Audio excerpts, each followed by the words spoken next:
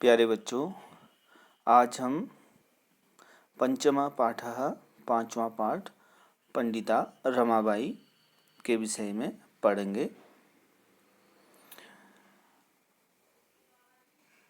स्त्री शिक्षा क्षेत्रे अग्रगण्या पंडिता रमाबाई 1858 तमे ख्रीष्टाब्दे जन्म अलभत। महिलाओं की शिक्षा के क्षेत्र में अग्रसर पंडिता रमाबाई का जन्म सन 1858 में हुआ था।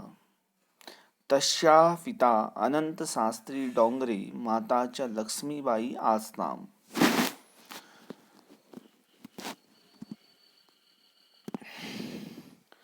उसके पिता अनंत शास्त्री डोंगरे और माता लक्ष्मीबाई थी। तस्मिन् काले स्त्री शिक्षाया स्थिति चिंतनीया आसीत्। उस समय महिलाओं की शिक्षा की स्थिति चिंतनीय थी। स्त्रीणां कृते संस्कृत शिक्षणं प्रायः प्रचलितं नासीत्। महिलाओं के लिए संस्कृत की शिक्षा प्रचलित नहीं थी, परंतु डोंगरे रूढ़िबद्धां धारणां परित्यज्य डोंगरे ने उस रूढ़िवादी धारणा को परित्यज्य त्याग कर स्वपत्नीं संस्कृत मध्यापयत, अपनी पत्नी को संस्कृत का अध्ययन कराया। एतदर्थं सः समाजस्य प्रतारणाम् अपि असहत। इसलिए उन्होंने समाज की प्रताड़ना को भी सहा। अनंतरम रमा अपि स्वमातु संस्कृत शिक्षां प्राप्तवती। बाद में रमा ने भी अपनी माता से संस्कृत की शिक्षा प्राप्त की। कालक्रमेण समय बीत जाने के बाद रमाया पिता विपन्नः संजातः। रमा के पिता की मृत्यु हो गई, वह स्वर्गवासी हो गए। तस्या पितरौ ज्येष्ठा भगिनी च दुर्भिक्ष पीड़िता दिवंगता। उसके पिता की जो बड़ी बहन थी वह भी अकाल के कारण उसकी भी मृत्यु हो गई। तदंतरम उसके बाद रमा स्वज्येष्ठ भ्राता सह, वह अपने बड़े भाई के साथ पदभ्याम समग्र भारतम अभ्रमत। उन्होंने पूरे भारत का भ्रमण किया। उन्होंने पूरे भारत का भ्रमण पैदल ही किया।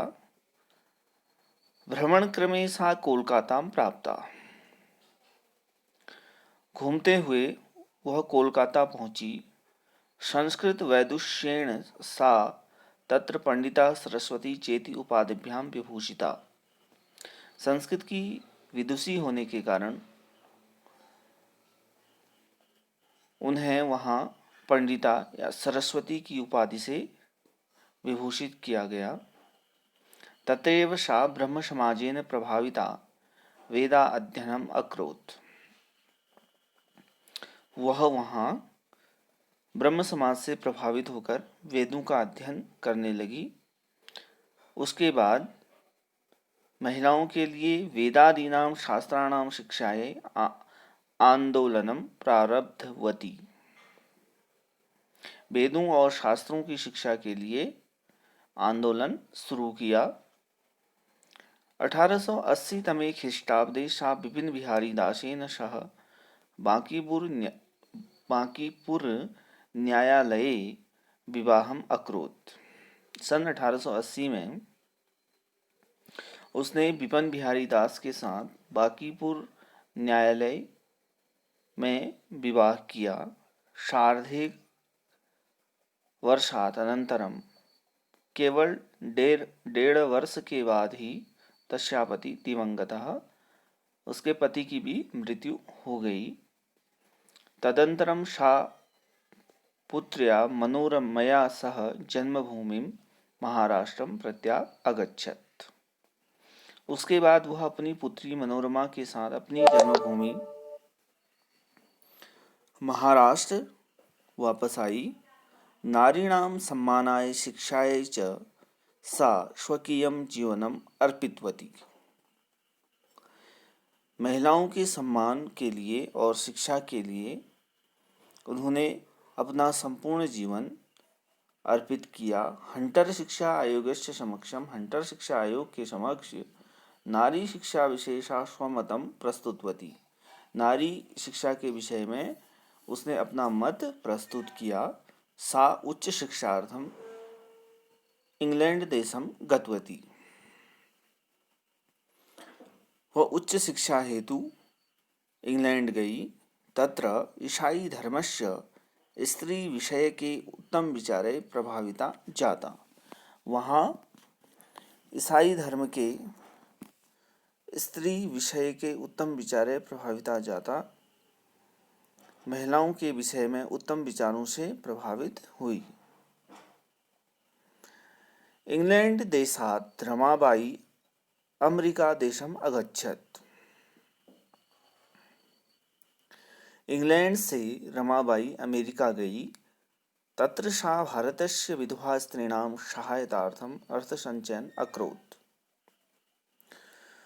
वहाँ उसने भारत की जो विधवा स्त्रियां थी, महिलाएं थी, उनकी सहायता के लिए धन जोड़ना शुरू किया। भारतम प्रत्यागत्य, भारत लौटने के बाद मुंबई नगरे, मुंबई में सा शारदा सदनम स्थापयत, उसने शारदा सदन की स्थापना की।